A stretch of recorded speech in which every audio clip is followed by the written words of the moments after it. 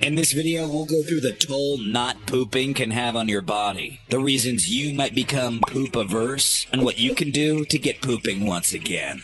A little while ago, we told you what would happen if you weren't able to pee for a while, and unsurprisingly, there are a lot of similarities between pee and poo. Like peeing, pooping is a necessary process to eliminate waste and toxins from the human body. And like peeing, there are serious complications that arise if you decide to stop pooping altogether. It takes your body just under 53 hours to process food from mouth to butt, with 40 of those hours taking place in the lower intestine, or your colon. While everybody poops, we are each the master of our own destiny, and therefore we live according to our own poop schedule. A normal poop schedule can range from as much as 3 times a day to once every other day, although people tend to poop at the same times every single day. If you're not pooping regularly, chances are you're constipated. Constipation, as defined by doctors, occurs when you poop 2 or fewer times per week. Although it's a relatively common condition, it should really be treated promptly, as the problem can compound quickly, with poop backing up further into your intestines and making you feel sick. Occasionally holding your poo isn't really that big of a deal, but the longer you wait, the worse things can get.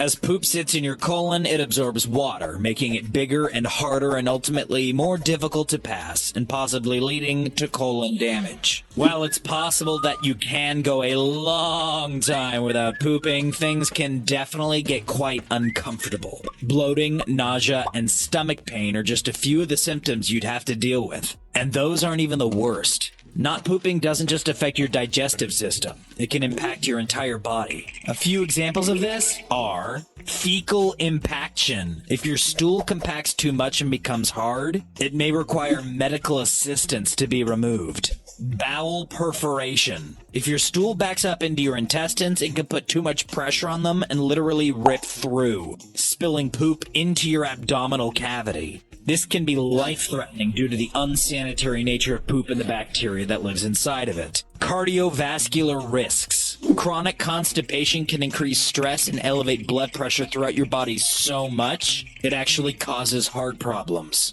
But those still aren't even the worst. Oh no, far from it. You want to hear the worst thing that can happen if you stop pooping? Are you sure? Okay, fine, but you may want to sit down for this. If you stop pooping and the stool keeps compacting and backing up into your system, it's possible you could literally start throwing up poop from your mouth. Like you're a redheaded second-year wizard whose wand backfired whilst telling a xenophobic Slytherin to eat poop.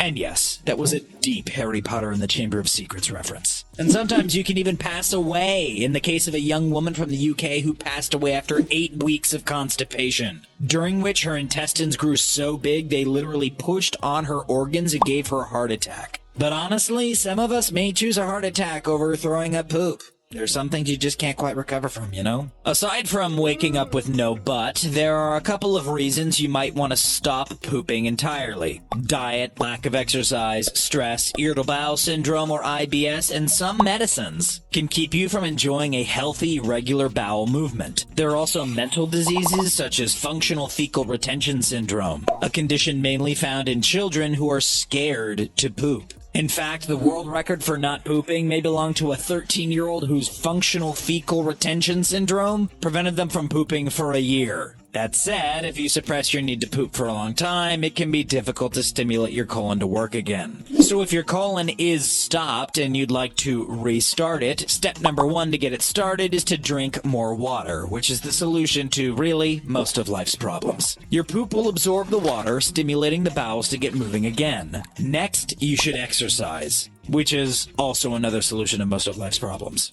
Movement generally massages the bowels, and you don't even have to do any risky exercises like squats. A simple brisk walk after supper can do the trick. Finally, reducing dairy intake, eating more fibrous fruit and vegetables, and cutting out processed foods can do wonders for your ability to poop cleanly. And again, these are generally tips for living a healthy life in many other regards. So there you have it. While the consequences of not pooping can be devastating, luckily the cures are extremely accessible and easy to come by. In a worst case scenario, you can buy some laxatives at your local pharmacy and get the engine revved up that way. A handful of people are born with a condition where they literally don't have a functioning butt. Without a butt, the only way to poop is with the help of a colostomy bag, which involves surgically attaching a bag to your intestines through your abdomen. It's a relatively straightforward procedure, and your quality of life won't really decrease at all, so don't worry. The important thing is that you are able to pass your waste products. After all, in the immortal words of gastroenterologist Ian Lustbader of NYU, birds gotta fly, fish gotta swim, and colon's gotta poop.